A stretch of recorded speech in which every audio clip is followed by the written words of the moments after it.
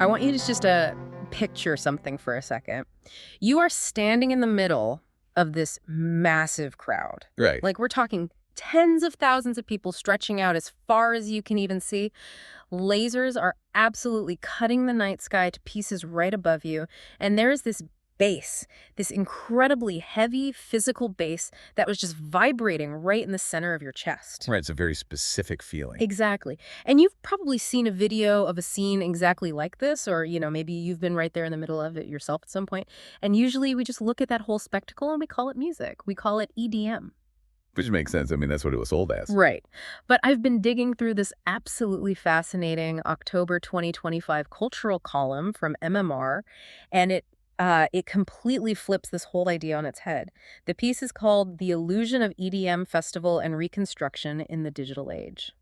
And when you pair its arguments with this curated stack of early 2026 electronic track releases we're looking at today for this deep dive, well, a totally different reality emerges. It really does. Because according to this, we aren't actually talking about a genre of music at all. No, we really aren't. We are talking about the 21st century's ultimate form of festival architecture.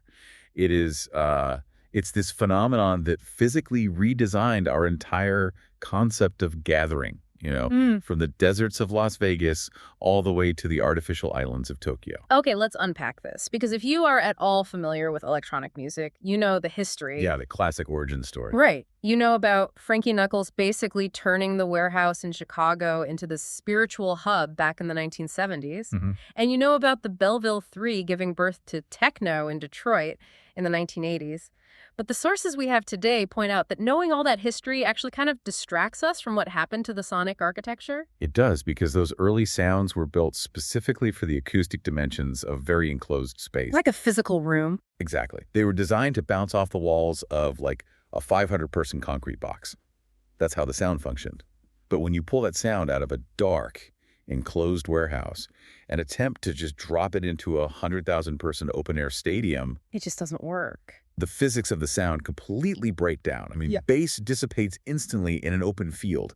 So the acoustic architecture literally has to be rebuilt from the ground up just to travel through the open air. Wow. And we really see this massive leap in the late 2000s when European club culture scales up for these giant American arenas. I like the big crossover moments. Yeah, think about Avicii's album, Tree, right? In the track levels, or think about Swedish House Mafia's Until Now with Don't You Worry Child, or David Guetta's Nothing But the Beat featuring Titanium. Huge tracks. Massive.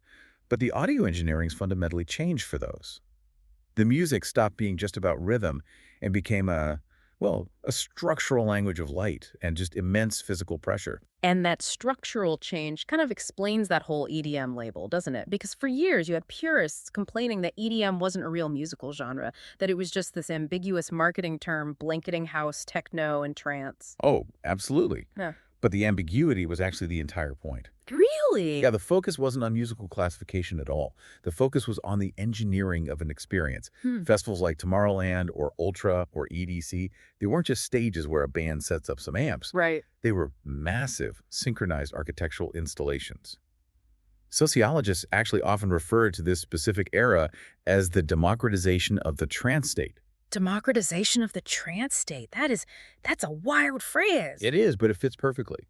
The goal was to manufacture a pseudo-religious shared heartbeat for hundreds of thousands of people simultaneously. So you had gigantic LED screens wrapping around artificial scaffolding. You had fireworks perfectly synchronized to these synthesized drops, and it was all designed to overwhelm the senses in a very, very calculated way. See, I look at it like taking a cozy, intimate neighborhood campfire, which, is the original Chicago warehouse scene, and just trying to scale it up. That's a great way to put it. Because a campfire naturally warms the people sitting right next to it. It's an intimate, analog, community-driven experience. But you can't just build a bigger campfire to entertain an entire city. Right, you'd burn the city down. Exactly. Yeah. To create a city-sized visual and sonic event, you need ballistics. You need timing chips, explosive payloads engineered in a lab, and just precise coordination. Which changes the nature of the event completely. Right, and that level of engineering makes me wonder something. If the focus shifted entirely to this highly calculated corporate visual spectacle, did the music lose its soul in the process? Or did the soul just relocate? Well, what's fascinating here is that the spectacle itself actually became the soul. Really? So Yeah. the scale itself was the point. Exactly. The sheer volume of humanity and the visual overload, they weren't distractions from the music. They were the essential components of a brand new ritual. The shared massive scale was the new form of community. But you cannot engineer that level of ballistic spectacle with, like, a traditional guitar and an amplifier. I mean, Yeah. filling an artificial forest with synchronized sound requires weapons-grade acoustic projection. It really does. And that projection was born entirely on laptops, right? The technological leap here was driven by digital audio workstations, DAWs, like Ableton Live, FL Studio, and Logic Pro. Literally, a single producer could sit in a bedroom and synthesize an entire symphony. Yeah, and the column we are referencing today uses a very potent phrase for what these software tools actually achieved. It calls it the weaponization of sound. Man, weaponization is an intense word to use for dance music. It is, yeah. But I guess it makes complete sense when you look at the mechanics of the loudness war that defined this era. The source highlights specific software synthesizers, like X for Serum, Native Instruments Massive, and Lennar Digital's Silent One. But the real weapons, the real heavy hitters, were the limiters, right? Oh, absolutely. Plugins like Waves L2 and FabFilter Pro L. Yeah. And the physics of how these limiters work is just wild. Imagine the dynamic range of a song, like A Room with a Ceiling. A limiter acts basically like a hydraulic press. That's exactly what it does. It just smashes the audio against that ceiling, entirely shaving off the highest peaks of the sound wave. And by shaving off those peaks, the producer can then take the overall volume of the track and push it to the absolute maximum limit before the audio distorts. So everything just gets louder. Right. The quietest parts of the song become just as loud as the loudest parts. And the result is a sonic brick wall. It creates a density of sound that physically assaults the listener, ensuring that the energy doesn't dissipate even when it's played out in a massive open-air desert. Which brings us to the other definitive sonic signature of this weaponized era, which is sidechain compression. Oh, yeah. The signature sound of the decade. Literally defined the 2010s. For you listening, if you've ever felt that massive pumping feeling in a dance track, that's sidechaining. Mechanically, what happens is the producer takes the entire track, the heavy bass lines, the shimmering synths, the vocals, and routes them through a compressor that is triggered exclusively by the kick drum. So they link the whole song to that one drum hit. Exactly. Every single time the kick drum hits, the volume of the rest of the track automatically ducks out of the way, like taking a massive deep breath right before it screams. It creates an artificial vacuum. So the kick drum hits, the rest of the audio world compresses downwards, and then aggressively swells back up in those tiny spaces between the beats. It's so visceral. It acts as a simulated respiratory system for the song. The sidechain compression dictates exactly when the listener should feel tension and exactly when they should feel release. It's essentially a club music technique that got supersized and weaponized to control the physical movement of a massive crowd. I do have to push back a little on the creative implications of this, though. Okay, let's hear it. Because if every single producer with a laptop is utilizing the exact same X for Serum synth presets, and they are all applying the exact same heavy sidechaining to get that artificial breathing effect, doesn't that inherently mass-produce the art? Like, doesn't the reliance on these specific digital tools make everything sound completely homogenized? Well, if we connect this to the bigger picture, that homogenization is the specific engine that allowed the genre to explode globally. Oh, interesting. Yeah, because when a sound becomes standardized, it transforms into a universal language. The predictable, replicable nature of the drop meant that you didn't need to speak English or Spanish or Japanese to understand exactly when to jump. You just feel it. Right. The sidechain compression communicated directly with your nervous system. That standardized sonic trigger is what made the music perfectly primed for mass global consumption. But a standardized, highly replicable sound spreading across the globe is kind of a double-edged sword, isn't it? Because the distribution revolution was happening simultaneously. Exactly. The platforms changed everything. Right. We had the rise of SoundCloud, YouTube, Beatport. A DJ could literally render a track in Ableton and have it played on the other side of the planet 20 minutes later. It was unprecedented access. But that level of saturation inevitably triggers a cultural reaction. By the late 2010s, that ubiquitous sound really began to experience massive cultural burnout. It had to. The sheer availability of the music led straight to its memification. These massive, meticulously engineered festival drops were getting chopped up into 15-second sound bites. Right, for apps and social media. Yeah, rhythms and buildups were being traded and consumed like visual GIFs. The column actually points to the Chainsmokers album, Memories. Do Not Open, and specifically the track Closer, as the absolute epitome of this era. Man, you couldn't escape that song. You really couldn't. Yeah. The grand architectural installations of sound had basically been compressed into viral background noise. And simultaneously, the DJs themselves underwent this bizarre transformation. They morphed from underground music selectors hiding in dark booths into these massive walking corporate lifestyle conglomerates. The branding was everywhere. They were selling branded headphones, launching perfume lines, minting NFTs. The audience simply burned out.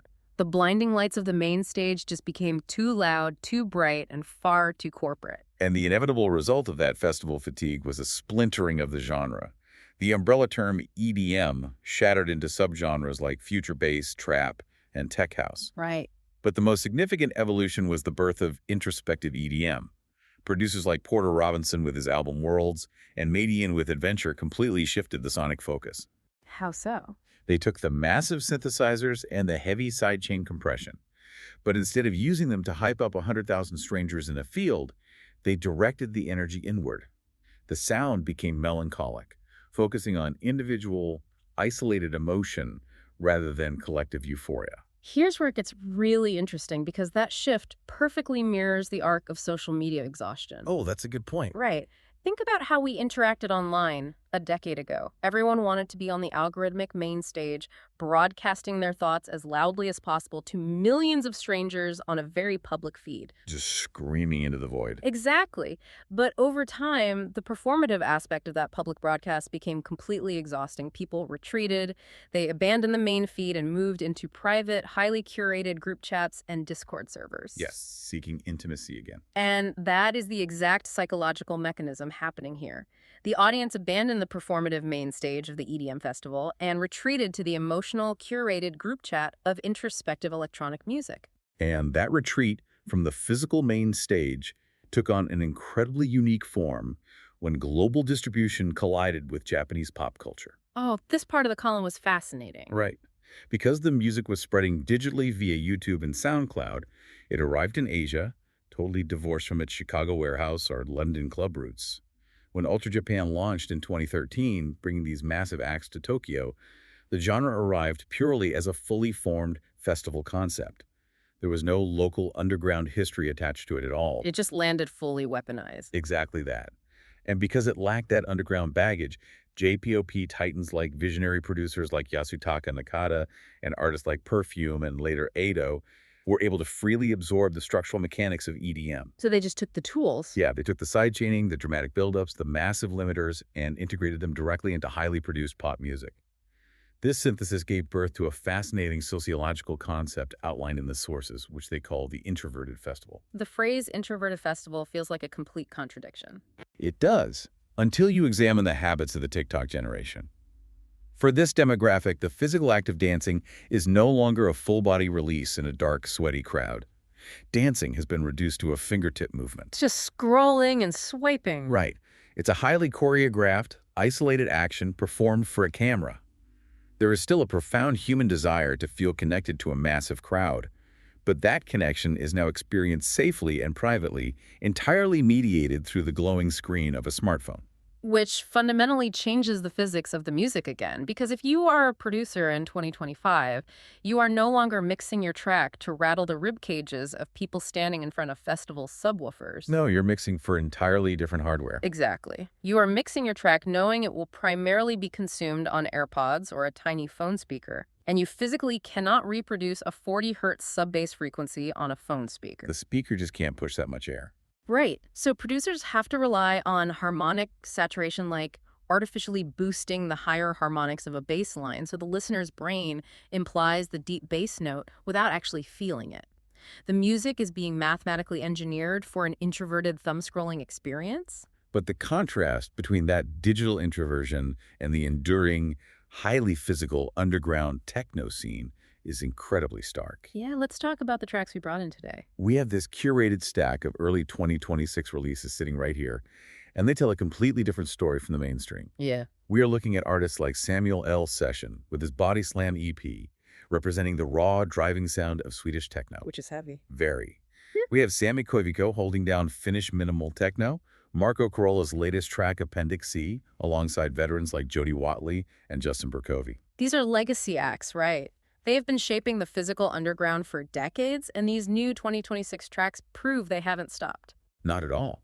Because while mainstream EDM mutated into algorithmic TikTok sound bites and inward-facing pop, the deep, relentless roots of techno and hard house that these artists represent continue to provide a crucial anchor. A physical anchor. Yes, they maintained the physical groove. Hmm. They kept the dark, stripped-down club alive for people who still needed the sheer physical friction of bodies sweating in a room. And for you listening to this, that creates a really crucial tension. Because we have to ask, how does a musical movement that was originally engineered around the physical energy of 100,000 bodies jumping together in unison survive when the dominant culture has basically reduced the act of dancing to scrolling with a thumb? Well, the thumb-scrolling generation wasn't the death of the genre. It was simply the bridge to our current 2025 and 2026 reality. Which is? A reality that is entirely defined by artificial intelligence and virtual existence. The legacy of the massive EDM festival didn't disappear. Its DNA just permanently infiltrated the architecture of pop, hip-hop, and video game soundscape. It's just everywhere now. Right. But the true cutting edge has moved into the metaverse. We are now seeing AI generating highly complex, reactive music in real time. We're seeing virtual DJs performing in augmented reality to audiences of digital avatars, where the laser show isn't physical light, but literally just lines of rendering code. Yet, even in a fully virtual space, even when an artificial intelligence is capable of generating mathematically flawless chord progressions on the fly, human beings, even in avatar form, still obsessively crave the drop. They do. It's built into us at this point. But if we don't have physical bodies in a physical space, why do we still need the simulated bass to drop? Because the drop serves as a biological anchor. In a virtual space where physical reality is completely suspended, the drop is the singular moment where the mind actually feels the passage of time. Wow, so it grounds you. Exactly. The modern DJ, whether they are a human being or a real-time algorithm, is no longer just a selector of tracks. They are a real-time manipulating composer, integrating visual stimuli and simulated sound pressure to extend human consciousness through technology. Right. The drop is the exact intersection where the human nervous system connects with the machine. So what does this all mean? Wow. If a festival is now occurring in the metaverse and an AI can perfectly read a virtual crowd's biometric data, monitoring heart rates and pupil dilation through VR headsets, and then execute the absolute flawless drop every single time without fail, don't we lose something essential? A human element. Yeah, don't we lose the beautiful, messy human error of a DJ totally misreading the room and playing the wrong track, forcing the crowd to adjust?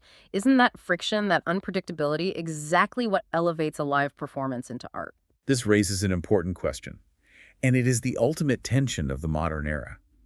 We really have to decide if the future of the festival is about achieving algorithmic, frictionless musical perfection, or if the true value of the gathering is the primal, unpredictable, shared human experience of surrendering to the sound, mistakes, and all. Man, we've covered some serious ground today. We really have. We started in the intimate analog community of Chicago warehouses. We traced the acoustic evolution through the software-driven, weaponized laser cities of the 2010s, where limiters and sidechain compression completely redesigned how crowds move. Through the hydraulic press. Right.